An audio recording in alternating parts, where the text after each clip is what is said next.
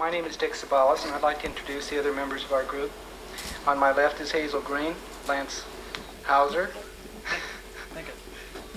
In a practice session, I introduced him as Lance Allsworth.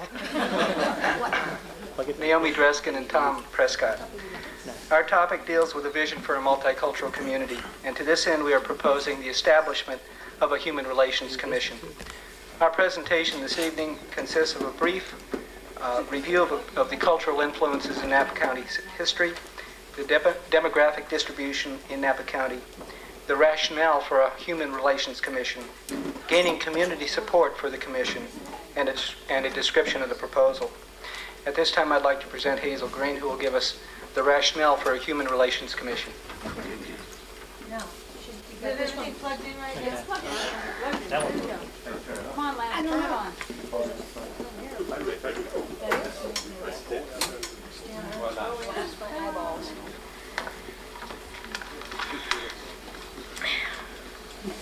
The rationale is that easy social problems do not need a commission to be resolved.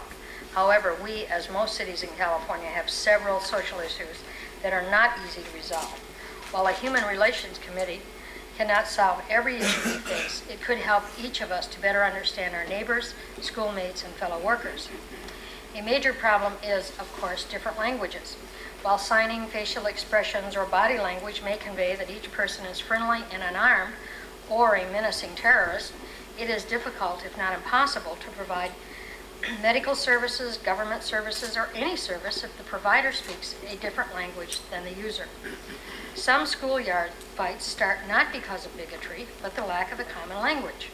Every resident of Napa wants to live in a clean, secure neighborhood, and parents want their children to have a real chance to succeed. Landlords want clean, reliable tenants, and tenants want clean, safe housing at fair market rents. We are by nature afraid of the unknown. Certainly people speaking a different language, dressing differently, practicing a different religion, living in a non-traditional family, or those who seem to have different values represent a threat to the way of life we enjoy and understand. However, when a forum is provided to address those fears, they are often exposed to be unfounded.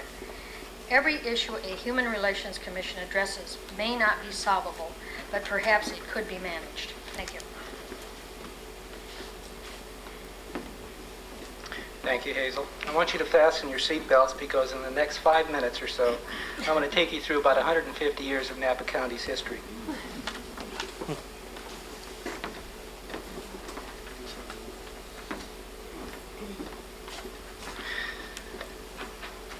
In the next few minutes, I shall describe the cultural influences and key historical events in Napa County's history. In my research, I identified 4 historical periods: the Aborigine period, the exploration period, the period of early settlement and land grants, and the period of European immigration and the beginning of viticulture. The Aborigine period began about 4,000 years ago and lasted into the 1800s. Prior to Mexican exploration and settlement, the Indian population in the valley consisted of about 12,000 people. The Indians lived in the valley they called Talalahusi, or beautiful land. There were 3 major tribes in the valley at that time: the Patwin, the Pomo, and the Wapos. And the Wapos consisted of the largest tribes. There were 6 tribes, 6 sub-tribes. The Indians lived in the villages that ran the length of the valley, and they were situated usually along rivers and streams. They gathered a variety of fruits, berries, and oats that were native to the area. There was an abundance of game, fish, and waterfowl, which they hunted. The Indians were peaceful, adhering to strict tribal law. They had high moral standards with few cultural differences. Their dwellings consisted of mud and tree limbs, and during the hot summer nights, they slept outdoors.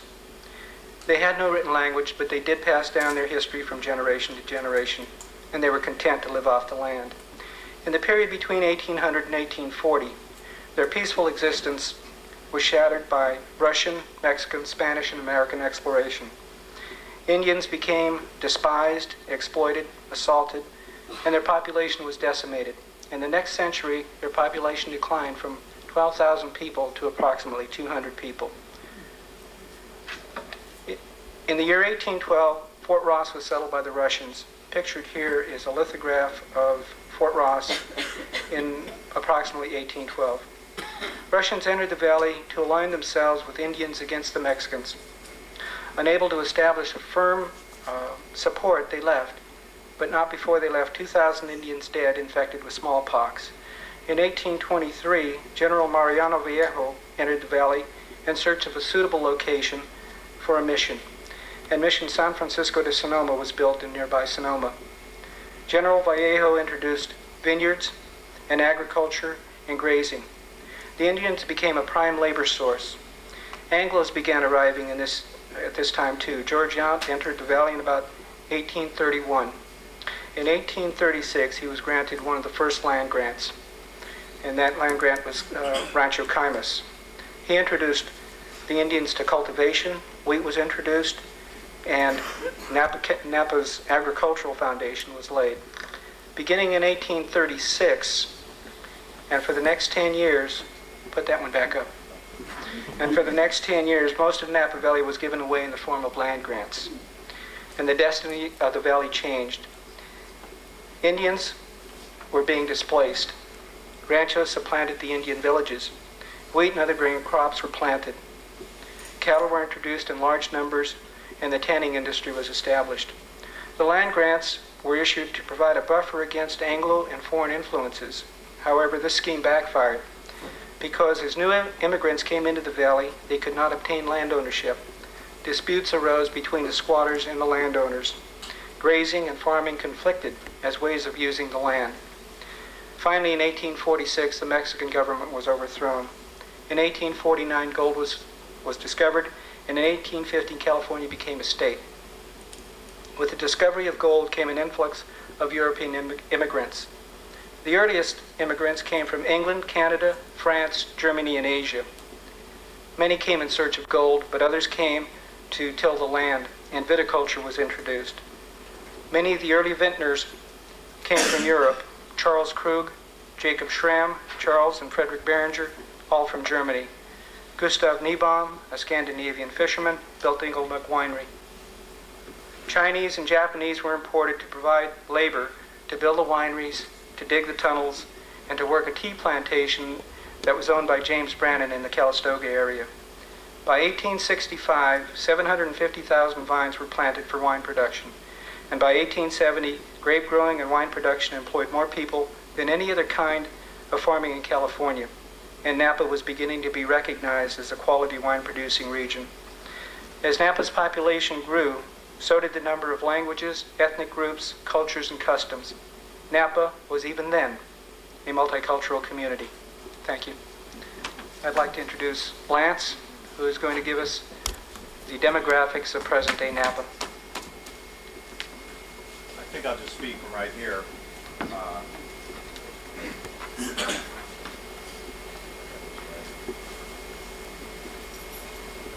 This is the population of Napa County by decades from the beginning of the century to today. The population started out at 16,450 people in the year 1900 and has increased to approximately 110,000 as of 1990. This is census data from 1990. The greatest increase in population has occurred since World War II. As you can see here, a very steep incline, and it's continuing. Who knows what the future holds in terms of the population that will be absorbed by our Napa Valley. The next overlay here is from Napa schools, and this is simply a listing of the number of languages, principal languages, primary languages, that are spoken by students in the different Napa schools. They have a very little understanding of English. I've included English in here. They have a very little understanding of English. As you can see, we have quite a variety of individuals who live basically in a monocultural family. There's approximately 28 different languages and cultures represented here. The next display here, this is Napa, not as clear as I'd like it to be. This is Napa in Napa City in 1980, and its ethnic population and percentages. I'll just read these real briefly.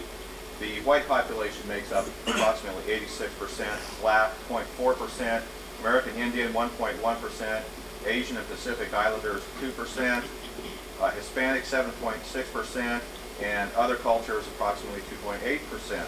By 1990, this has changed somewhat. As you can see, the percentage of white population to the total population has decreased to approximately 78%. Black is held about steady at 0.3%. American Indian has declined somewhat. Asian and Pacific Islanders, which are incidentally, they're also included under this other. You may have Filipino and other individuals included in the other, has increased their share of the population, and the Hispanic population has increased to approximately 13.2%. This figure here of the Hispanic population is widely believed, and I think fairly commonly held to be conservative and below the estimates, the actual number of Hispanic people who live in Napa City. And that is Napa today. I think that these next two charts here, which provided information provided from the school district, will show you what our community is going to be made up in the future. This is 1985.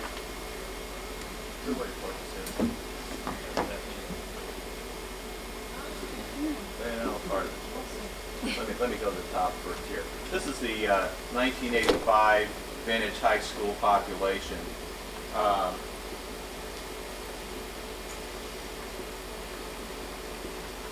In it, as you can see, the predominant ethnic group is white at close to 90%, black at 0.9%, Hispanic at 5.2%, Asian Pacific Islander and Filipino at 3.8%, American Indian at 0.7%. This has changed in 6 years.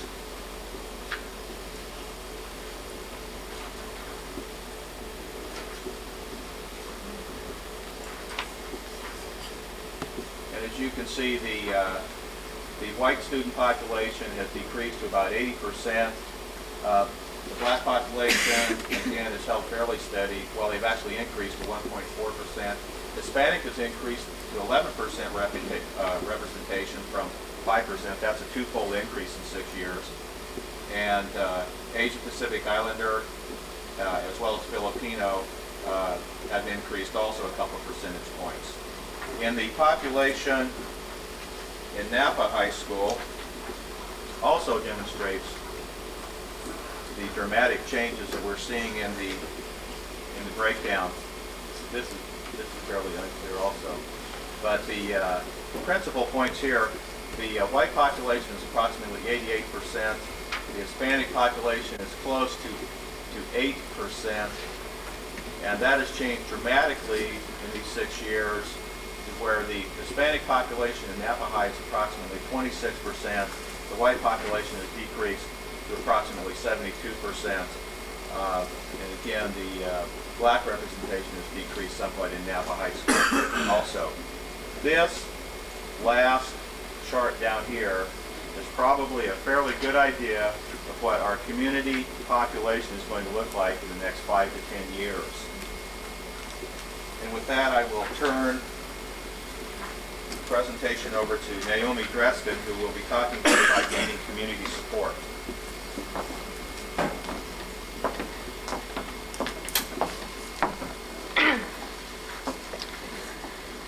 Our committee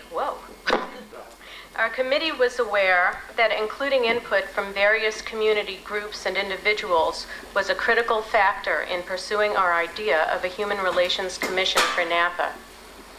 After identifying the already established and organized ethnic and cultural groups and studying the various school populations for whom languages other than English is the primary language, we decided on a process of surveys and interviews to gather ideas.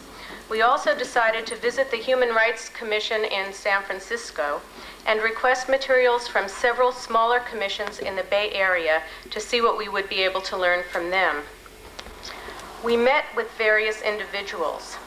It was most interesting to note the differences and similarities expressed regarding what benefits a Human Relations Commission might bring to Napa. What was most exciting, however, was the unanimous belief that such a commission would be a timely response to some current events taking place in Napa today. Whether the focus of the commission be problem resolution through mediation, education, or celebration of our diverse cultures. The individuals we met with were Reverend Virginia Pearson, President of the Napa Ministerial Association, Leon Garcia, Gerard Perez, and Hope Lugo of the Hispanic Network, Mayor Ed Solomon and council members Cindy Water and Brad Wagenknecht of the Napa City Council, Jill Teckel from the school board, Kent Emery of the Chamber of Commerce, Dan Menez, Chief of Police, and John Tudor and Jenny Sims, former members of the Board of Supervisors. We also conducted many individual conversations with other community members on an informal basis. Some of the basic ideas gathered from these conversations can be illustrated in the following remarks. Hold it. Can we go back? Can we get the lights, possibly? Jill Teckel said a Human Relations Commission will enrich Napa.